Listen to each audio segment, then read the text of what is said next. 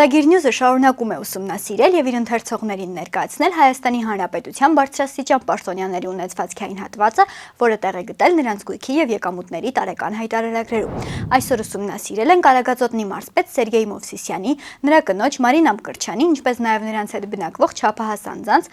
Սիլվա Թադևոսյանի եւ Եղսան Մովսիսյանի 2023 թվականի հայտարարագրերը։ Որպես անշարժ գույք Մովսիսյանը տարեսկզբին հայտարարագրել է համատեղ սեփականությամբ 2 հողամաս Արագածոտնի մարզի Փարպի համայնքում, որոնք ժառանգություն են ստացել դեռևս 2003 թվականի հոկտեմբերի 24-ին։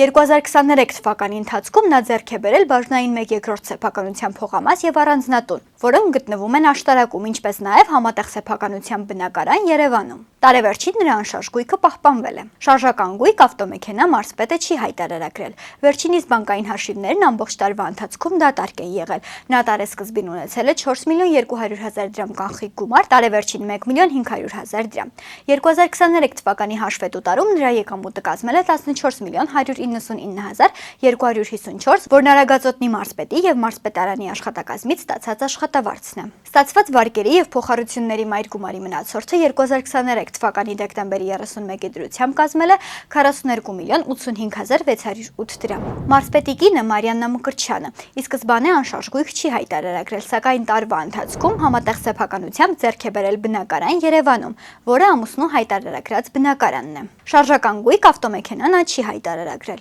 Մկրտչյանի բանկային հաշիվները եւս ողջ տարվա ընթացքում դատարկ են եղել։ Նա տարեսկզբին ունեցել է 150.000 դրամ, տարեվերջին 450.000 դրամ կանխիկ գումար։ Հաշվետու տարում նրա եկամուտները կազմել են 3.338.180 դրամ, որից 2.689.709 դրամն աշտարակի մշակույթի պալատից, 648.471 դրամն էլ աշտարակի հիմնական դպրոցից ստացած աշխատավարձն է։ Ստացված վարկերի եւ փոխառությունների մայր գումարի մնացորդը հաշվետու տարվա դեկտեմբերի 31-ի դրությամբ կազմել է 42.85.608 դրամ։ Նրանց հետ համատեղ բնակվող Սիլվա Թադևոսյանը հայտարարագրել է միանձնասեփականությամբ 2 հողամաս Արագածոտնի մարզի Ղազարավան համայնքում, որոնցից առաջինը նվիրատվություն է ստացել 2019 թվականի օգոստոսի 23-ին, երկրորդը ձեռք է բերել 2021 թվականի մարտի 23-ին, ինչպես նաև համատեղ սեփականությամբ հասարակական շինություն աշտարակում, որը ժառանգություն է ստացել 2019 թվականի հուլիսի 29-ին։ Տարեվերջին նրա անշարժ գույքը նույնությամբ պահպանվել է։ Շարժական գույք ավտոմեքենա վերջինս չի հայտարարագրել։ Սուսաննա Թադևոսյանի բանկային հաշիվներն ամբողջ տարվա ընթացքում դատարկ են եղել։ Նա տարեսկզբին ունեցել է 200.000 դրամ կանխիկ գումար, տարեվերջին 350.000 դրամ։ Հաշվետու տարում նրա եկամուտը կազմել է 766.915 դրամ, որն Էջմիածնի բժշկական կենտրոնից ստացած աշխատավարձն է։